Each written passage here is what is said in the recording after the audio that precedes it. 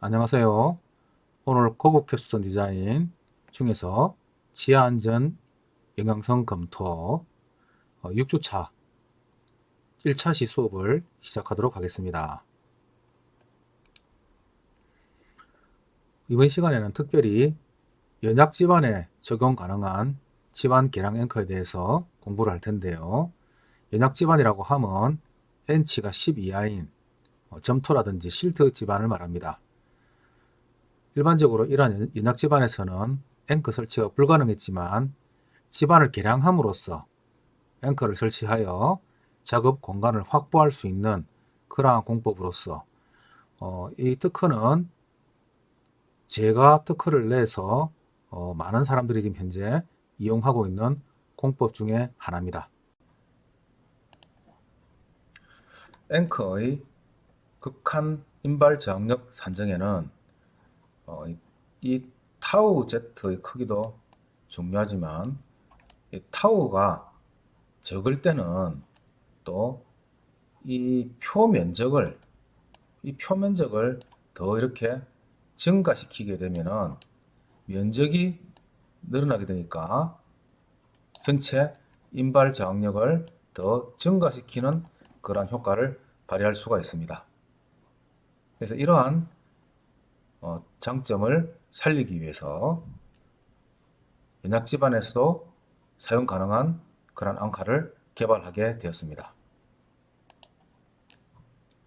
이번에 소개할 연약 집안에 적용 가능한 지방 계량 앵커의 경우에는 실제로 개발 당시에 초기에 현장 시험을 거제도에 있는 삼성조선소 드라이독 현장에서 이 현장 시험을 실시를 하고 개발을 했었습니다. 그때가 1992년도 정도가 되니까 벌써 시간이 많이 흘렀습니다. 이 연약 집안에 적용할 수 있는 집안 계량형 앵커는 먼저 그때 당시에 이 월은 슬러리 월이 설치가 되어 있었고요. 앵커 점검을 하고 앙카를 삽입하고 긴장을 했는데 긴장력이 20톤이 채 나오지 않았습니다. 18톤 이 정도 인장력이 나왔는데 그때의 앵커가 마찰력이 아주 적기 때문에 N치가 한 20 정도의 ML 집안이었습니다. 그러다 보니 마찰력이 제대로 발휘가 되지 않아서 그 당시에 설계를 할 때 정착장의 길이를 아주 길게 해서 마찰 저항력을 발휘를 하자. 이것도 일종의 면적을 늘리는 방법이니 원래 일반적으로 앙카가 5m에서 10m 정도 정착장을 하는 것을 30m 정도로 앵커를 정착장을 설계를 했습니다. 그러니까 10m 정도 될 때 예를 들어서 20톤을 받으면 30m가 되면 60톤을 받지 않겠나 하는 그러한 가정을 하고 설계를 하게 된 것이죠. 그러나 실제로 앞에서 말씀드렸던 진행성 파괴의 영향 때문에 전체 30m에 대해서 똑같이 마찰 장력이 발휘하지 않고 일부분만 계속 발휘를 하니까 20톤도 채 못 받고 앵커가 빠져버리는 그러한 난해한 현장이었습니다. 이러한 경우에 어떻게 이것을 해결을 해야 할 것이냐를 고민을 하고 또 카운셀러를 하게 되었습니다. 현장에서 ML 집안의 N치가 20 정도밖에 되지 않는 그러한 집안이기 때문에 도저히 일반적인 앵커로서는 인장력을 발휘할 수가 없었습니다. 따라서 먼저 집안부를 천공을 하고 천공한 그 케이싱 안으로 JSP 로터를 집어넣었습니다. 그래서 JSP를 이렇게 전체 집안을 계량을 한 것입니다. 이 GSP로 집안을 계량한 구간은 약 시험 구간이기 때문에 5m 정도 계량을 했고, 그리고 계량한 상태에서 앵커체를 삽입을 하고 그 다음에 다시 그라우트를 이렇게 하고 캐싱을 뽑아냈습니다. 자, 그리고 이제 정착을 했죠. 정착을 하고 여기에다가 인장 시험을 실시를 했습니다. 이러한 경우에 우리의 개발 계획은 표면에서 직경이 GSP 직경이 약 80cm 정도가 되니 이 표면이 늘어나서 면적이 증가할 것이고 또 이 GSP의 앞부분에서는 지압저항을 발휘를 할 것이다 라고 하는 그러한 우리의 예상이 있었습니다. 그리고 인발 시험을 실시를 했습니다. 인발 하중을 기본적으로 약 10톤 정도의 잔류 하중을 두고 그 다음에 하중을 이렇게 제하를 했다가 다시 제거를 하고 다시 제하를 하고 제거를 하고 하는 이러한 로딩, 리로딩 방식을 사용해서 인장력을 주었고 인장력을 거의 90톤 넘어까지 이렇게 주었음에도 이 앙커가 인발이 되지 않았습니다.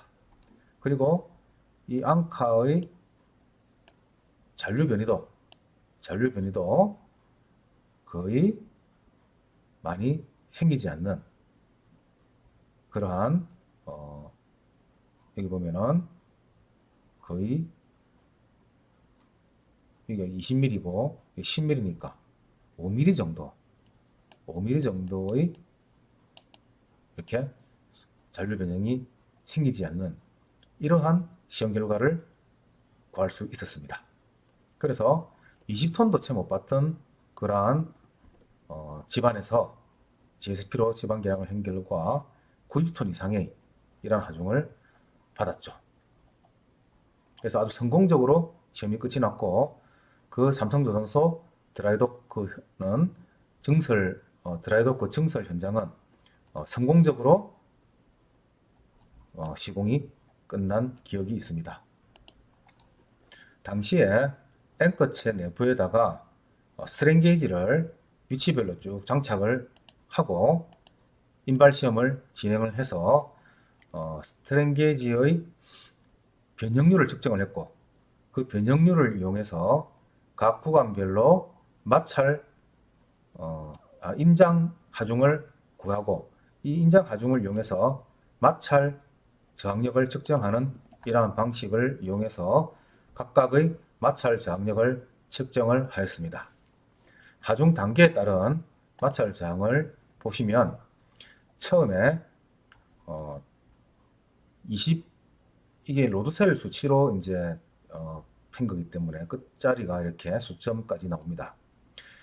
처음에 21.13 정도의 하중을 주었을 때 현재 지금 전체의 길이가 0에서부터 5m가 되죠. 5m이고 그리고 또 일부는 또 현장에서 시험을 하면서 망실이 된 그런 상태인데 현재 측정된 것은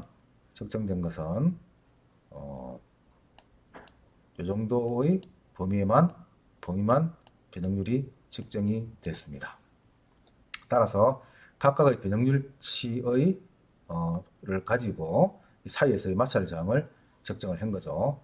그래서 이 두 군데의 변율 게이지를 값을 이용해서 마찰 저항을 이렇게 이 부분의 마찰 저항을 측정 평균 마찰 저항입니다. 요 구간에서의 평균 마찰 저항을 측정한 결과 초기에 21.13톤일 때 이렇게 이런 분포를 나타내는 것을 알 수가 있습니다.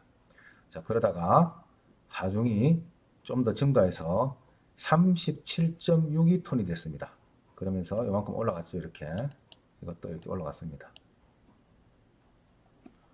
그 말이 아니고 31.66톤 정도를 하중을 줬을 때 이만큼 이렇게 올라간 것을 알 수가 있습니다. 그리고 이렇게 뒤에는 아직도 마찰 저항이 발휘되지 않고 있고 앞부분에서 이렇게 마찰 저항이 이렇게 발휘가 되는 것을 볼 수가 있습니다. 그 다음에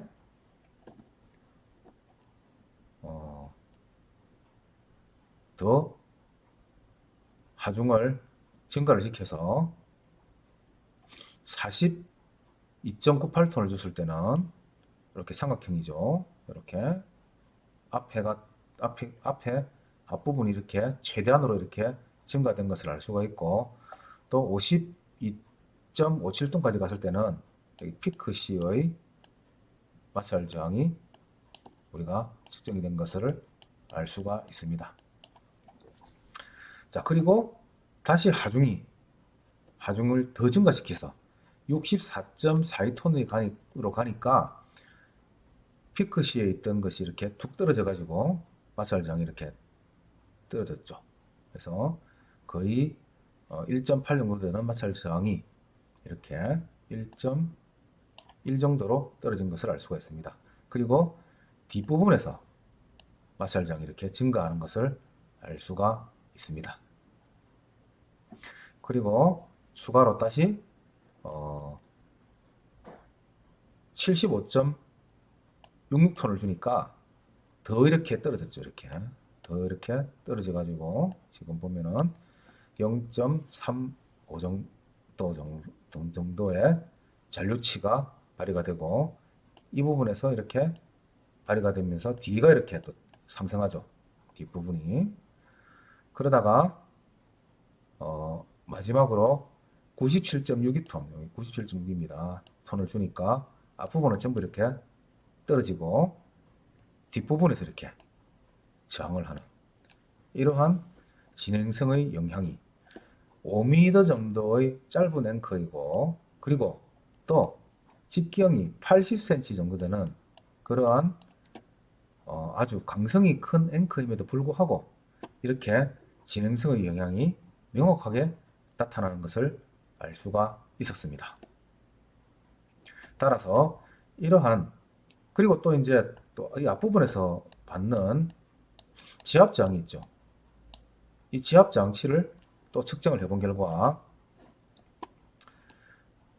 10.48에서부터 97.74까지 이렇게 가는 동안에 마찰 저항은 이렇게 쭉 증가를 하다가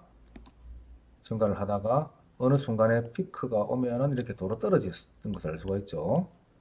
그러나 지압 저항은 처음에는 많이 발휘가 되지 않습니다. 지압 저항은 어느 정도 변이가 좀 진행된 후부터 이렇게 급격하게 증가를 하고 있고, 이렇게 마찰 저항이 피크가 오고 다시 이렇게 떨어짐에도 불구하고 지압 저항력은 더 증가하는 이러한 형태를 보이고 있습니다. 따라서 이러한 지반 계량 앵커는 이 마찰 장력과 지압 장력을 동시에 이렇게 받는 형태로서 연학 지반에서 사용이 용이할 것으로 생각이 됩니다. 이러한 지반 계량 앵커, 그래서 소일 임프루브먼트 앵커, 이렇게 줄여서 SI 앵커라고 명명을 하였습니다. 이렇게 소일 임프루브먼트 앵커를 사용했을 때 이때의 두부 부분에서 이 앵커체의 앞부분에서의 어떤 변형 효과를 보면은 이렇게 지압을 받으니까 꼭 이게 기초에서의 어떤 지반 변형과 같이 이렇게 삼각형으로 이렇게 이루어지지 않았나. 주동 파괴면 외부에는 이렇게 이거는 예상 파괴면입니다. 이런 생각을 하게 되었고, 또 정확한 이러한 집안 계량 앵커의 집안 내에서의 거동을 알기 위해서 실내 시험을 실시하게 되었습니다.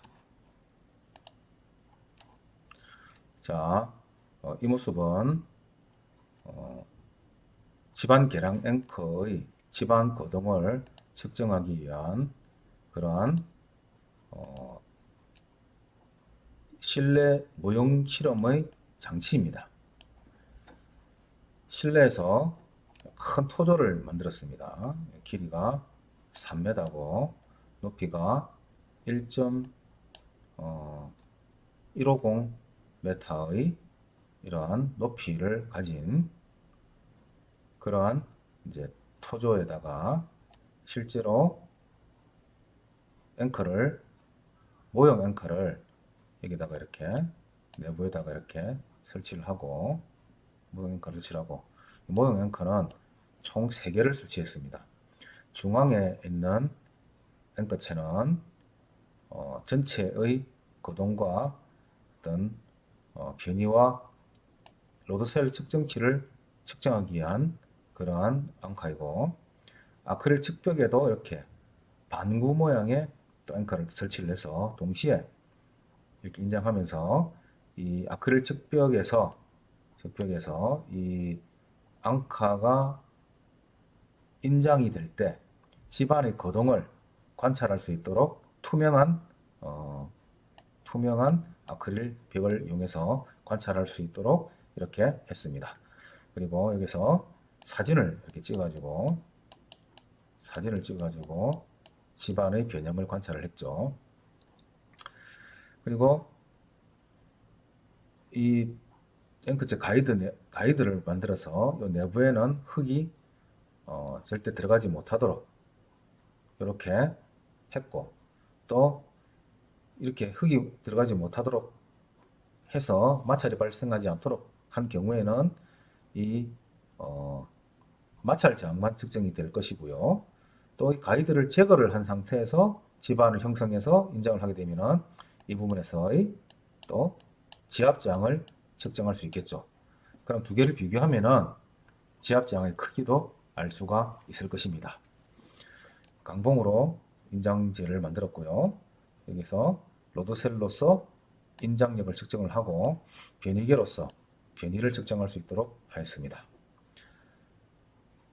그리고 요 위에는 일정 정도의 상지압을 가해서 집안의 지중에 구속압을 받는 형상을 구현을 하였습니다. 이 부분에서 사진으로 찍은 아크릴 측벽의 모습을 보면은 이렇게 됩니다. 지금 현재 인발이 진행되고 있는 모습이고, 변이가 지금 5mm 정도 진행됐을 때의 모습인데, 이 모래를 뿌린 모래 지반과 아크릴 측벽 사이는 마찰이 발생하지 않도록 하기 위해서 이렇게 고무로 멤브레인을 설치를 했고,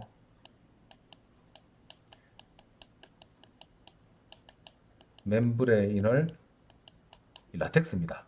라텍스 소재로 된 멤브레인을 이 라텍스용 그리스를 표면에 얇게 도포하고 0.2mm 정도 도포를 하고, 거기다가 이 격자 모양을 인쇄를 한 멤브레인을 부착을 했습니다. 그러면 변이가 이렇게 발생하게 되면은 이 앵커가 인발이 이렇게 됨에 따라서 주변 집안의 변이가 생길 것이고, 주변 집안의 변이가 일어나는 현상을 여기에 있는 이 격자 모양이 움직이는 것을 사진을 찍어서 이거를 변이 벡터를 구해서 그걸 가지고 집안을 분석을 할 수 있는 것입니다. 그래서 그 결과로서 분석을 한 결과가 다음과 같습니다.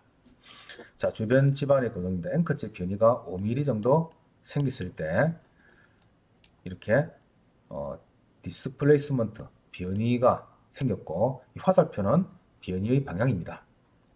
지금 이렇게 이 SI 앵커, 그러니까 집안 개량형 앵커가 이렇게 인발이 될 때 변이가 발생하면서 이렇게 회전하는 것을 우리가 볼 수가 있죠. 변이 벡터 자체가. 또 이때 제로 익스텐션 다이렉션이라는, 우리 한국말로 이걸 번역을 해서 무신축 방향이라고 명명을 했습니다. 무신축 방향, 신축이 일어나지 않는 무신축 방향. 이러한 제로 익스텐션 다이렉션의 방향은 파괴면의 방향을 결정하는데 중요한 역할을 하기 때문에 이 무심축 제로 익스텐션 다이렉션을 이거는 모아원을 이용해서 변형률의 모아원을 이용해서 구하게 됩니다. 그래서 구하니까 이러한 형상이 이루어졌고요. 이러한 우측 방향의 선을 이렇게 이어주면은 이것이 파괴면의 방향이 되는데 이 전체적인 형태가 이렇게 이런 형태가 되는 것을 이 무심축 방향이 이어지는 이 면이 이렇게 이루어지는 것을 알 수가 있고 이렇게 삼각형의 어떤 분포가 되는 것을 확인을 했습니다. 그리고 또 마찰 저항만을 작용을 할 때의 하중 변이 곡선은 이런 형태로 이렇게 나왔고요.